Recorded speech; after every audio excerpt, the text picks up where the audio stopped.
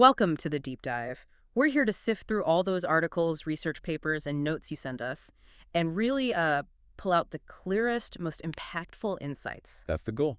Make sense of the complex stuff. Exactly. And today, we're diving deep into the Subhadra Yojana. It's a pretty significant women's empowerment scheme coming out of Odisha in India. It's definitely caught a lot of attention. So our mission for you, our listener, is to cut through all the information out there, give you the essential nuggets, the key takeaways, so you feel genuinely well-informed and, well, quickly. Gets you right up to speed. Because this isn't just about, financial aid. It seems much broader, aiming to really redefine independence for millions of women there. Absolutely. What's compelling about Subhadra Yojana, I think, is that it's a flagship program from Odisha's Women and Child Development Department. Yeah. It feels like it's designed with a very clear, kind of comprehensive vision for upliftment. Okay, so let's get right to the core then. Yeah. What are the foundational facts, the absolute must-knows about this scheme? Okay, let's break it down. So this was officially launched by Prime Minister Narendra Modi back on September 17th, 2024. Right. And the sheer ambition is pretty striking. It's aimed at empowering over 1 crore women. That's what, 10 million? 10 million, yeah. It's huge. Huge. Across Odisha, specifically women aged between 21 and 60. Okay. The main promise is 50,000 rupees in financial support, but that's distributed over 5 years. Ah, okay. Over 5 years. Yes. And it's all managed very meticulously by Odisha's Women and Child Development Department. Now, if you look at the bigger picture, the total budget is substantial 10,145 crore. Wow. And that even includes, interestingly, a dedicated chunk, 153 crore, specifically for women's safety through something called the Subhadra Yojana. So that signals, like you said, it's much more than just cash handouts. Exactly. It's a broader strategy. 10 million women is it's an immense undertaking. And you mentioning it's more than just money, that really highlights a key insight for me. Because this isn't just welfare, is it? It sounds more like a strategic move towards tackling gender equality, fostering real financial inclusion, especially for women who might be economically weaker. Precisely. I think maybe the genius, or at least the core idea of Subhadra, isn't just the direct cash itself. It's the recognition that unrestricted funds, that's the key word. Unrestricted. Yes. Unrestricted funds empower women to solve their own most pressing needs that might even be hidden sometimes. For one woman, it might be starting a micro-business. For another, it could be dealing with an urgent medical emergency. Things you can't predict or legislate for. Exactly. And this flexibility, which you often don't find in more sort of prescriptive welfare programs, that's where the real ripple effect, I believe, begins. It makes a tangible difference in their economic standing first, which then almost inevitably influences their families and the wider community. That flexibility really does sound like it makes all the difference. So, okay, how does the support actually reach the women? What are the practical mechanics, on the ground? And how are these funds actually being used? Well, the delivery seems quite structured and designed for transparency. Each eligible woman gets 10,000 per year. Okay, 10,000 annually. Right, but it's dispersed in 2 equal installments, 5,000 rupees each. Got it. Twice a year? Twice a year. And these payments are timed quite thoughtfully, actually, to coincide with significant dates. Bhandar, usually in August, and International Women's Day in March. Oh, that's interesting. Ties it into culturally relevant moments. It does. It sort of subtly amplifies the message of empowerment, perhaps. And crucially, the money goes via direct bank transfer DBT, straight into their bank accounts. Okay. Which, and this is important, must be linked to their Aadhaar number. Right. Aadhaar being India's big biometric ID system. Exactly. That unique 12-digit ID. It makes the transactions incredibly secure, transparent, and efficient. It really helps cut down on any potential, leakage in the system. And looking through the sources we have, there are some really compelling real-life examples that just bring this whole thing to life. Like, take Saraswati from a village in Puri. Apparently, she had no savings. Her dream of starting a small grocery shop just seemed impossible. Right. But with her very first 5,000 installment from this scheme, she bought stock, inventory, and launched her shop in just a few weeks. Wow. That quick. Yeah. And now, the story goes, her little business is actually funding her daughter's education. That's fantastic. Or there's Anita from Korda. She used her 5,000 to buy a sewing machine, literally stitching together a path to financial independence for herself. These are powerful. They really are. They're not just numbers. They're genuine stories of transformation. shows the immediate impact this kind of direct, flexible aid can have. They truly are powerful examples. And what's particularly maybe forward-thinking here is that the scheme also folds in another layer of empowerment. There's a digital literacy bonus. Oh, interesting. How does that work? So women who get proficient in using cashless transactions, things like UPI, which is the Unified Payments Interface, very common in India now. Right, like digital payments. Exactly, or using debit cards. If they master these, they can actually earn an extra 500 bonus. 500 rupees. Okay. Now, it's not just for anyone. It's specifically for those who rank among the top 100 users in their local Gram Panchayat, that's the village council level, Yeah. or the urban local body, the ULB, for towns and cities. So it's kind of gamified, incentivized. A little bit, yeah. And what's really insightful here, I think, is how Subhadra Yojana is directly trying to tackle the digital divide right at the grassroots level. Now, 500 might sound small to some, but for many of these women, it could be precisely the nudge they need to cross that critical threshold into the digital economy. It moves them beyond just being beneficiaries to becoming active participants. That's a really key observation. Yeah, it could actually be a model for other states, grappling with similar challenges in digital inclusion. Tying the financial aid directly to practical skills, future-ready skills, it really highlights what you're saying. This offers more than just money. It's like a gateway to broader empowerment. And it's significant, too, that it's open to both married and unmarried women, recognizes the diverse situations women face. Indeed. And if we step back and look at the broader benefits, they are truly multifaceted. This is where you get those aha moments, maybe. Okay, lay them out for us. All right. First, obviously, financial independence. That $50,000 over 5 years, it's direct support. Use it for small businesses, education, healthcare, savings. Crucially, with no strings attached on how it's used. Like a neat sewing machine. Exactly. The Nita story is the perfect example of that autonomy. Then, number 2, digital literacy, which we just talked about. The training, the incentives for cashless methods equips women with vital skills for today's economy. Right. Third, there's a huge element of social empowerment. By specifically targeting economically weaker women, the scheme doesn't just lift them up, it lifts up entire families, whole communities.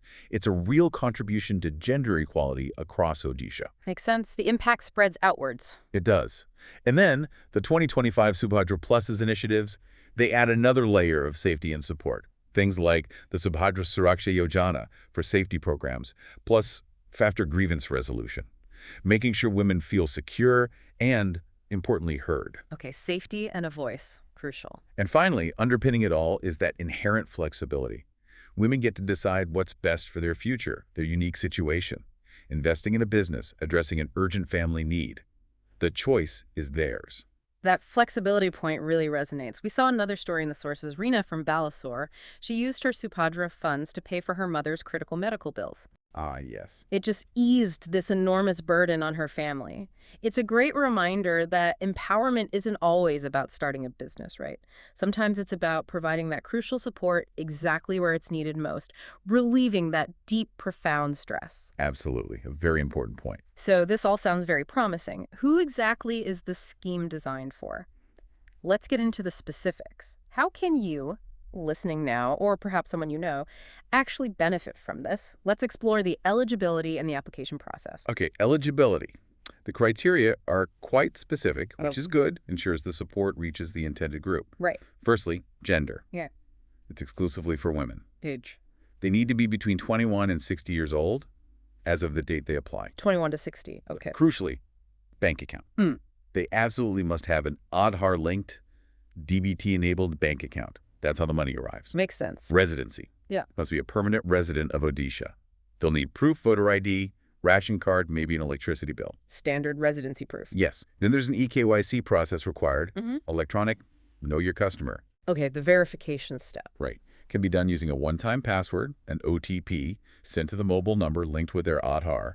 Or they can do biometric scans at these common service centers, the CSCs. Got it. OTP or biometrics. And finally, the big one, how they qualify financially. There are two main paths. Either they must hold a National Food Security Act card, an NFSA card, or a State Food Security Scheme card, SFSS. These cards are for food subsidies for vulnerable groups. So if they have one of those cards, they're automatically Automatically eligible, yes, or Path 2. If they don't have one of those cards, their family's annual income must be less than 2.5 lakh. 2.5 lakhs. Yes, and that needs to be verified by an official income certificate. Okay, that clarifies the financial side. And we actually have a perfect illustration for this. Priya, a 28-year-old single mother in Puri, she qualified using her NFSA card. Ah, good example. Yeah, and her first 5,000 north in payment went towards essential school supplies for her son. Just immediately reduced her financial stress. It shows how these criteria directly translate into real help. It really does. And it's probably just as important to understand who cannot apply, just to give you clear boundaries. Good point. Who's excluded? Okay, exclusions include women already getting $1,500 or more per month from other government welfare schemes. Right. Avoid double dipping? Exactly. Government employees or their immediate family members are out. Current or former MPs, MLAs, or elected reps in local bodies like panchayats or ULBs, they're excluded too. Makes sense. Prevent conflicts of interest. Also, families owning significant land, the thresholds over 5 acres of irrigated land or 10 acres of unirrigated land. And finally, owners of four-wheeled vehicles. Any car owner. Well, there are exceptions for things like tractors or commercial vehicles if they're used for livelihood, but generally, owning a car disqualifies. These exclusions really help ensure the scheme targets the most vulnerable effectively. That brings a lot of clarity. Okay, so let's say someone listens, checks the criteria, and thinks, yes, I'm eligible or my sister is eligible. What documents do they need to gather, and what's the actual application process like? Walk us through it. Sure. For documents, you'll need the Aadhaar card that's central for identity, an e-KYC, an income certificate, but only if you don't have that NFSA or SFSS card. Okay. Proof of residency in Odisha. Obviously, details of that Aadhaar link, DBT-enabled bank account, maybe the passbook or statement. Right. A mobile number that's linked to Aadhaar for the OTP verification. And, if applying offline, a standard passport-size photograph. Seems fairly standard stuff. What about actually applying? The process itself is designed to be pretty convenient. There are two main ways, online and offline. Online is via the official portal, subhadra.odisha.gov.in. Subhadra.odisha.gov.in. Okay, the steps seem straightforward. Yeah. You register or log in, usually with Aadhaar and mobile number, fill in your personal details, income info, bank details, upload digital copies of those documents we mentioned. Right, scan them or take photos. Exactly. Then you review everything carefully, submit it, and crucially, save the unique receipt or application ID you get. And does it work smoothly online? Well, we heard about Lakshmi from Behna's. Apparently, she applied online in just 10 minutes, used her first payment to help launch her tailoring business. So it seems efficient for those comfortable with it. That sounds incredibly efficient. Yeah, especially if you have internet access and are okay with tech. But what about those who might not? Or maybe just prefer in-person help? Is there an offline option? Absolutely, and this is really important. The offline application process is readily available and seems deeply embedded within local communities. Where can people go? You can pick up a free application form and submit it at several places. Anganwadi centers, block development offices, municipal body offices, these Mosiba Kendras, and the Common Service Centers, the CSCs. Lots of options. So easily accessible in villages and towns. Exactly. The process involves filling out the form carefully, attaching photocopies of your documents, and submitting it at whichever center is convenient. And critically, the staff there, especially the village-level entrepreneurs or VLEs at the CSCs and Mosiba Kendras, are specifically trained to help. Help with what exactly? They can verify documents, assist with the e-KYC process, like the biometric scan if needed. It's meant to be supportive. That's good to hear. Any examples of offline success? Yes, Sunita from Cuttack. She successfully applied offline at her local Mosiba Kendra. Used her first 5,000 rupees for seeds for her vegetable farm. Apparently, it helped her double her income. Wow, another great impact story. Shows the offline system works too. It does. It's a testament to having that comprehensive support network. Now, key dates. Applications are open until March 31st, 2026. The portal, the whole system, was relaunched or updated on August 9th, 2025. Okay, so there's still plenty of time to apply until March 2026. Correct. And importantly, there's a dedicated helpline number, 14678. They even offer Hindi support, which is great for accessibility. 14678. Good number to know. Okay, that's a lot of really crucial, practical information there. So once you've navigated all of it and applied, what happens next? And importantly, how do you resolve any potential hiccups along the way, especially when it comes to actually receiving the financial support? Right, post-application. You can easily check your application status. Online, again, at subhadra.odisha.gov.in. There should be sections like beneficiary list or application status. Or you can check offline at those same CSCs or Anganwadi centers. They should be able to look it up for you. And what kind of statuses might you see?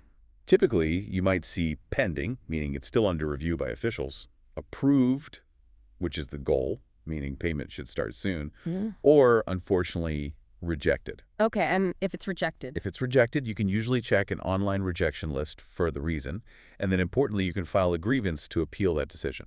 There's a process for that. Okay, good. Now, a common concern with these kinds of large-scale schemes is payment delays. Our sources mention a specific date, the Subhadra Yojana third installment date, on August 9th, 2025, sort of as a reference point.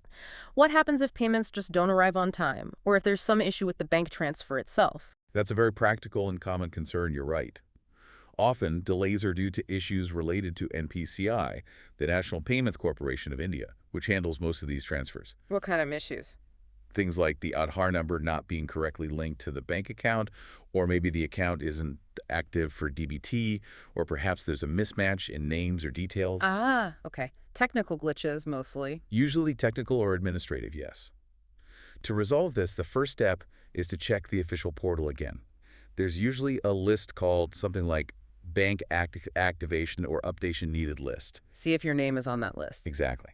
If your name appears there, the crucial next step is to physically visit your bank branch. Take your Aadhaar card, your bank passbook, and ideally your Subhadra application receipt. Co-prepared. Yes. At the bank, you need to complete the e-KYC verification again and explicitly ask them to confirm that your Aadhaar is properly seated or linked to your DBT-enabled account. Okay, talk to the bank staff directly. Precisely. Usually, once these bank-level updates are done, the payment issues get fixed relatively quickly, often within 1 to 3 days. That's quite fast. It can be. Remember Reena from Balasore who used the money for her mother's medicine? Yes, the medical bills example. She actually faced a payment delay herself, but she resolved it by going to her bank, getting her Aadhaar linkage sorted out. And her $5,000 reportedly arrived within days. It just shows that taking the right steps can resolve these issues efficiently. That's a really great example of navigating a common hurdle. Okay, so beyond direct payment issues, what if there are other kinds of grievances? Maybe an application was rejected unfairly, or there were problems with the e-KYC process itself. How can someone effectively raise those concerns and get them addressed? Good question. The Odisha government seems to have put quite clear and accessible grievance redressal channels in place. Okay, what are they? You can file a complaint online. There's a specific grievance login section on the portal, subhadra.odisha.gov. Grievance login. You'd log in, probably with Aadhaar again, and submit the details of your issue along with your application ID. Online grievance portal. Got it. There's also that dedicated helpline number we mentioned, 14678. It's available during work hours, 9 a.m. to 5 p.m. You can call and explain your issue directly to someone. Helpline for grievances, too. Okay. And for those who prefer face-to-face interaction or need help lodging the complaint, they can visit special Subhadra Shibira grievance camps if they're held, or go to the most Seva Kendras, CSCs, or even the Anganwadi centers. They should be able to assist you with documenting and submitting your grievance. So multiple channels, online, phone, in person. Yes. Common issues raised are things like non-payment, application rejection reasons, problems with e-KYC verification. And how quickly do they get resolved? Any idea? The aim seems to be resolving simpler issues within about 7 to 14 days. More complex cases, maybe involving multiple checks, might take longer, perhaps 30 to 45 days. Okay, that gives a time frame. Yeah. And it's vital to get and keep the acknowledgement number when you file a complaint so you can track its status. Remember Anita from Korda, the sewing machine lady? Yes. Apparently, her application was initially rejected, but she successfully used this very grievance process to get it reviewed and approved, which then allowed her to get the funds and start her tailoring business. It really shows these channels can work and make the scheme responsive. That really does demonstrate a commitment to making it work on the ground, ironing out the kinks, even when challenges inevitably arise. Okay, looking forward now. If the current initiatives are already making this kind of impact, what's next? What does the future hold for Subhadra Yojana? That's a perceptive question, and the answer seems to be something called Subhadra Plus, which was launched in 2025. Subhadra Plus. Okay, what does the plus entail? Well, it's not just a small update. It seems to be a significant expansion, adding 10 new initiatives into the mix, Hmm. all funded by that larger, expanded budget of 10,145 crore we talked about earlier. It really shows the scheme is evolving. 10 new initiatives. Like what? Okay, some examples include Kishori Subhadra. This seems focused on providing crucial support for adolescent girls, things related to their education and health. So extending that empowerment focus to the younger generation. Ah, interesting. Reaching girls before they even hit the main eligibility age. Exactly. Then there's Subhadra Surakia. This builds on the initial safety component, with enhanced safety programs, more helplines, awareness campaigns, really strengthening that safety net. Safety is paramount. Right. Good. They're also introducing Subhadra Sangha clubs. These sound like community-based groups, designed for peer support among women, and also raising awareness about rights and the grievance process, fostering collective strength and local ownership. Community building. Nice touch. Yeah, and even establishing Kuha Subhadra call centers. These seem to be dedicated phone lines specifically for real-time grievance help, providing that constant support channel. Okay, more focused support lines. Also, further digital literacy drives to keep boosting those cashless transaction skills we discussed.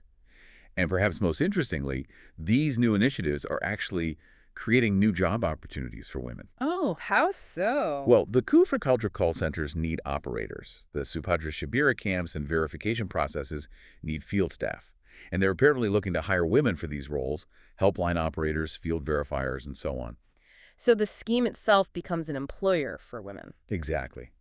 They even mention checking a specific government job portal, ejusti.odisha.gov.in, for potential vacancies related to these roles. Wow.